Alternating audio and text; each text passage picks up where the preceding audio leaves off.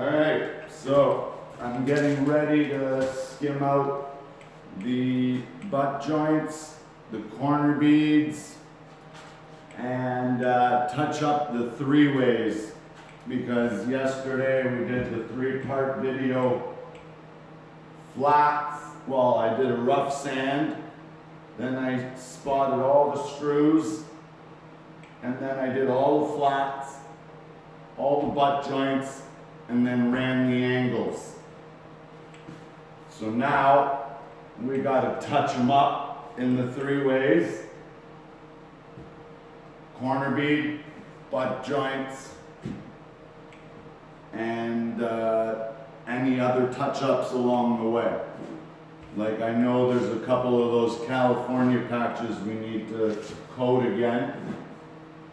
And some joints like this one here, I could see the tape peeking out in the middle. You can just see the line of the tape right at the joint. The tape just peaked. So we're just gonna coat that with the 10, just a tight skim right in the middle, that's it, just to hide it. So I want my mud a little bit thicker for this because I'm going to be using it by hand, no tools. I'm just going to do all this by hand. So I want it. This looks pretty good. Like, if you look at the paddle, it's sticking on there, but it is falling off, right? So there's not a lot of air bubbles in the mud. Yeah, it's just creamy enough where it's not gonna give me a load of bubbles. But let's remember, this is a skim. I'm taking it right off. I'm just filling in bubbles. These corners are borderline done. So now I have another bucket of mud here. Okay. See, that's the one that's now the way I like to judge the mud is with the paddle. Now I don't even have to take my knife out.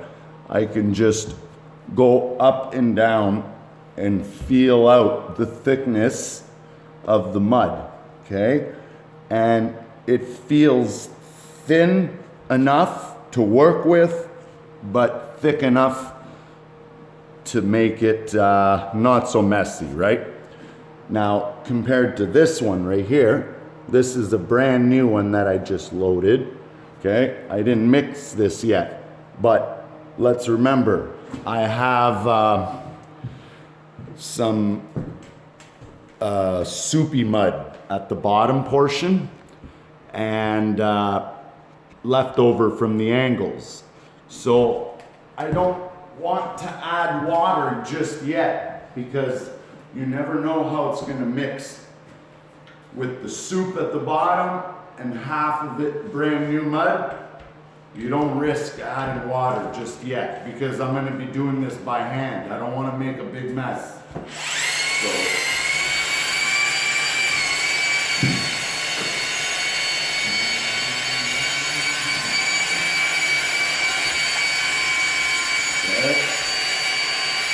I like to put the drill on 45s, all work around the bucket, up and down, okay? And I never use the chuck key. I just hold the chuck with my hand and hit the trigger. And it's good.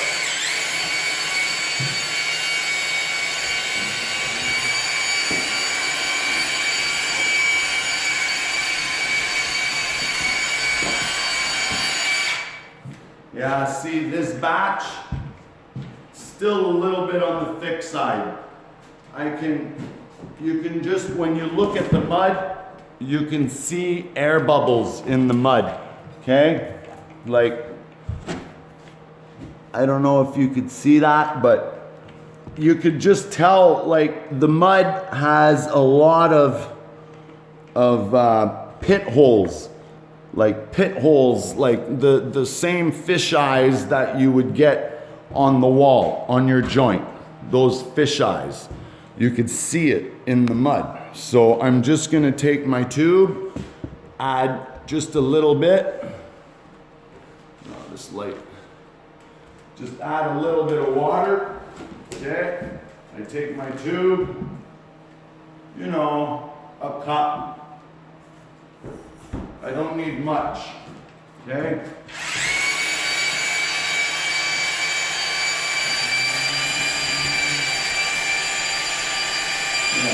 I think a cup is too much.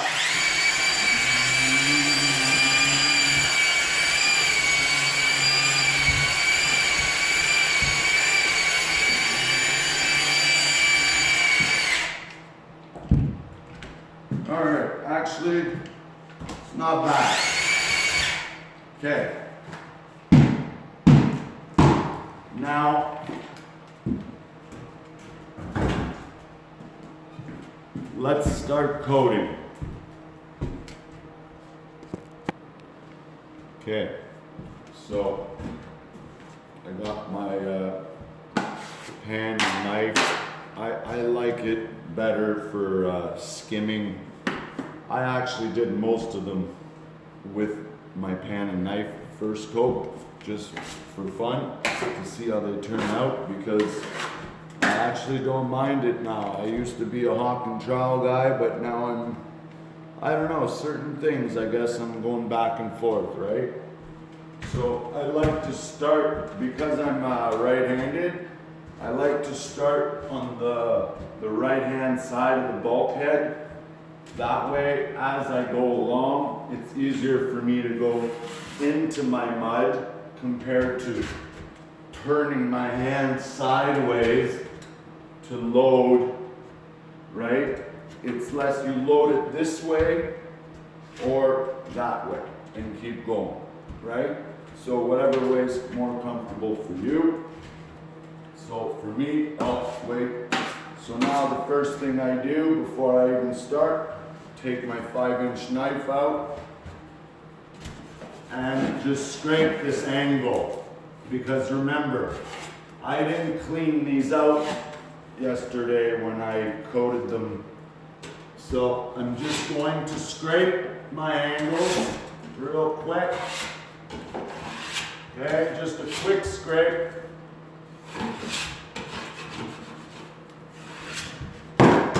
Whoops. That happens all the time, don't it? Just on camera though. I swear. Okay, so there you go. I can even scrape my corner bead a little bit. Okay, so now I can load it.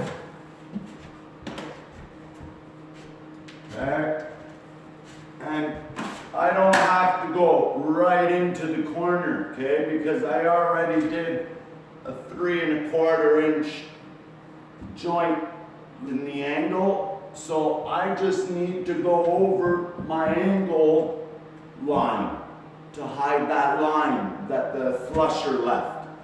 All right? So that's all I'm doing, is going high enough to hide the flusher, but low enough so I can easily feather my edge without screwing up my inside corner. All right? You don't need to go right in the corner. You're just going to give yourself more work or more headaches. Okay, so now that it's loaded, I'll feather my edge. Okay, and then I'll leave it alone. Leave it ugly and feathered until you're done loading the other side. Okay, so load that other side.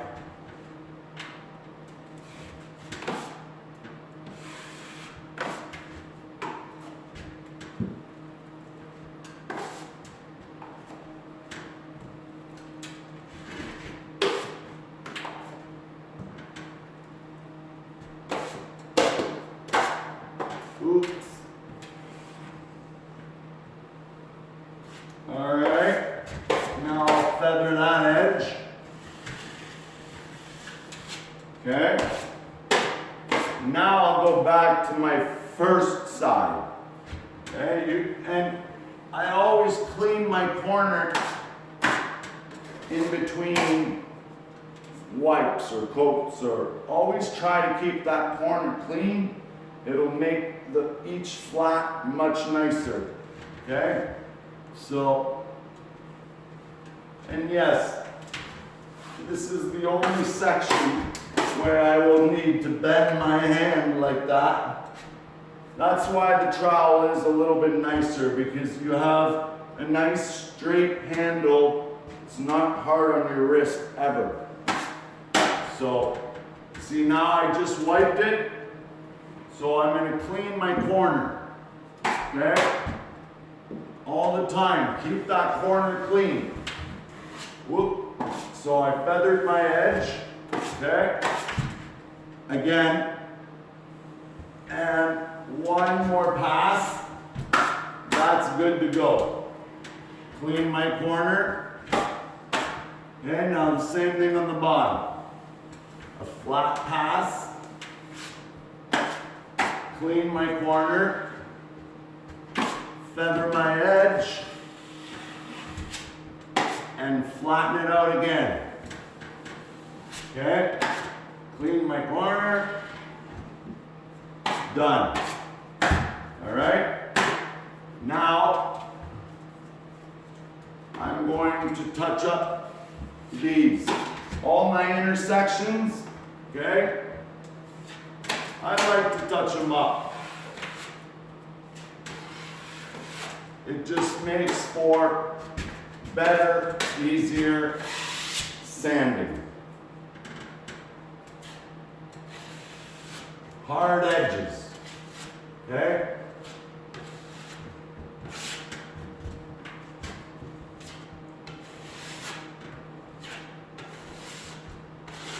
Okay. And now